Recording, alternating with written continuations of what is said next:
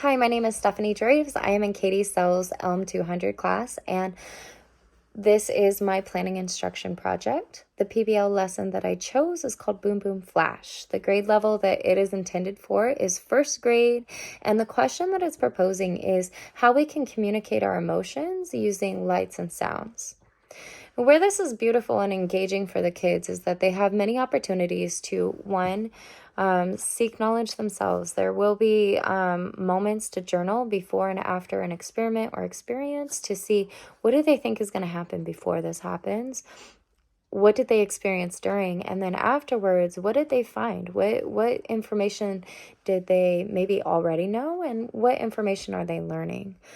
The beautiful thing about prior knowledge is we will be also offering a unit. They can collect lights and sounds where they're going around their world, really, and seeing the different ways that we already communicate using lights and sounds. So that could be traffic lights, that could be with the different colors, meaning something different.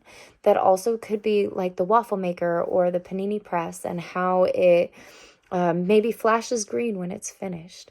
The ways that we communicate already could be supported by bringing in a parent. Like, hey, mom and dad, what kind of ways do you use to communicate?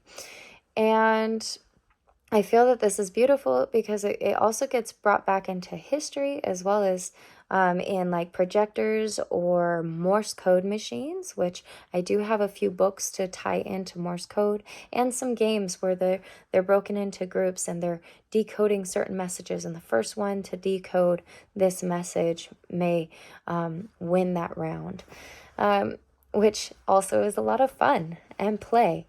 One of the lessons that we'll be taking a look, we'll be looking at different medias. So there will be YouTube, there will be videos, movies such as Inside Out to support the social emotional development, as well as identifying emotions.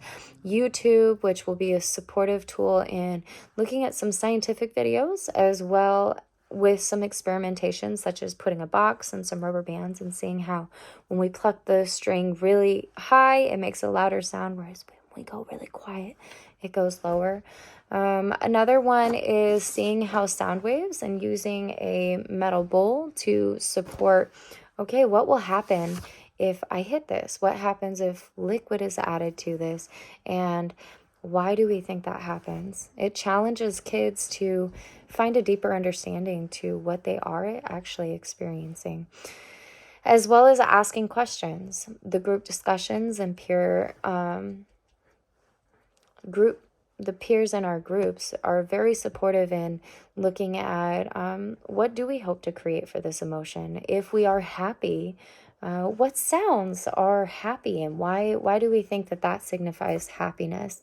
The other part of it is Bloom's taxonomy. We are learning how to remember different vocabulary, as well as what is sound, what is light, and then showing a deeper understanding with our journal and our discussions. We're learning to apply knowledge. So like one of the YouTube videos is how to make music with recycled material. And where this is really beautiful is going to our recycling plant and bringing some materials, spreading them out and saying, okay, now we've watched this, we've experienced it. Now what could you make in order to do this? Another one would be like the clapping. I'm not the best at it. However, showing a video of how like clapping and stomping and dance really shows different emotions and conveys different messages, as well as even looking at language based, like how to stop or sign language, and using different signals such as waiting or voices.